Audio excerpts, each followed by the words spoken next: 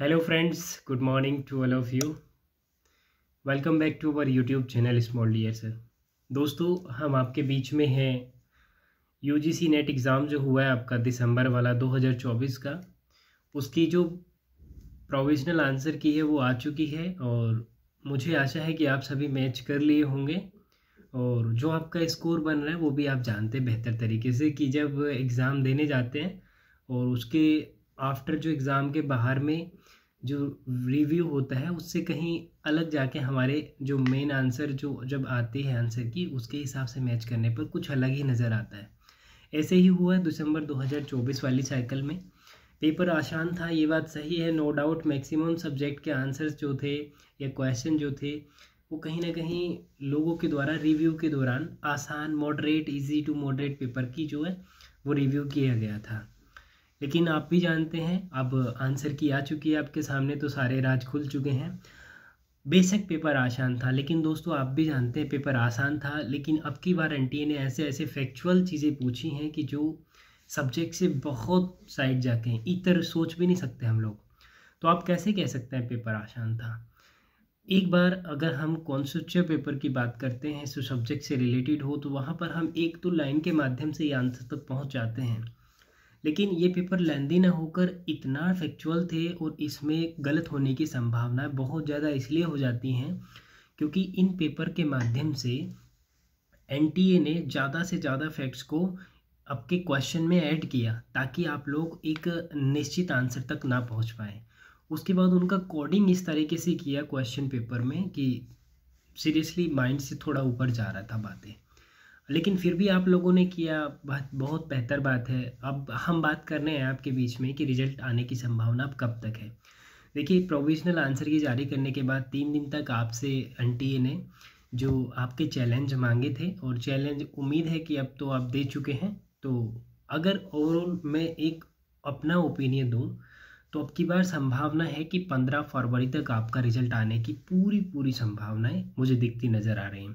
मैंने जैसे बताया था 2023 में, तो 2024 का चाहे जून वाला साइकिल हो, ठीक है, उसमें भी यही हुआ था कि उसमें भी बहुत जल्दी रिजल्ट आ गया था प्रोविजनल आंसर की के बाद। उससे पहले भी 2022 में दिसंबर में, तब केवल 15 दिन बाद रिजल्ट जारी कर दिया था एनटीए ने।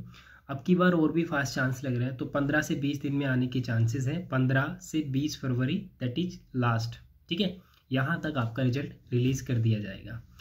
अब आप क्या करें, अभी राजस्थान में आरएएस शिक्षक भर्ती का फॉर्म आ चुका है, आप उसको अभी भर लें। अब आप कहेंगे जी भर तो लें, लेकिन कुछ हमें समस्याएं आ रही हैं, फेस कर रहे हैं। तो देखिए, मैं आपको बता दूं, आरएएस का यदि आपका पता है कि आपका स्कोर अगर 90 से 95 क्वेश्चन प्लस, ये मान लीजिए 95 क्वेश्चन के समथिंग अगर आपका स्कोर है, 95 ±2 कर लीजिए, मतलब 93 से यदि आप ऊपर हैं, ठीक है, और अगर आप जनरल को छोड़ के किसी भी कैटेगरी से हैं, तो आप अपना नेट कंफर्म मानिए किसी भी सब्जेक्ट में, राइट।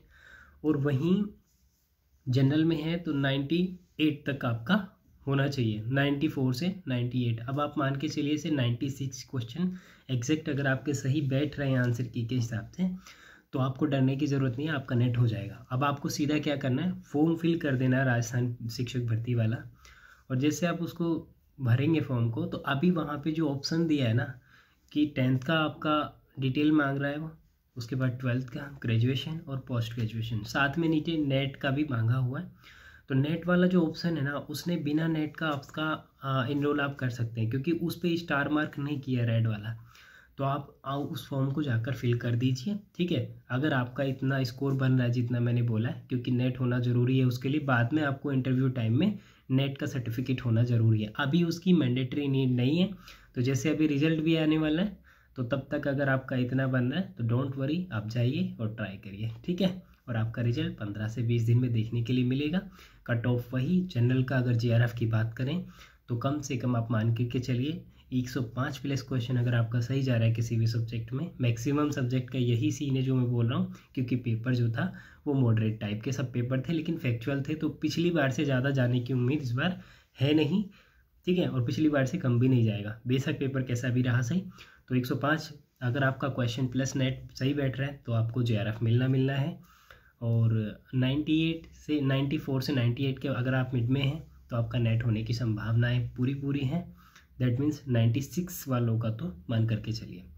और पीएचडी वाला आपका 20 नंबर कम कर लीजिए। दैट मीन्स कि आपका 88 समथिंग क्वेश्चन बन रहा है जनरल में, तो 88 से 90 तो आपका वहाँ पे पीएचडी होने की पूरी संभावना है।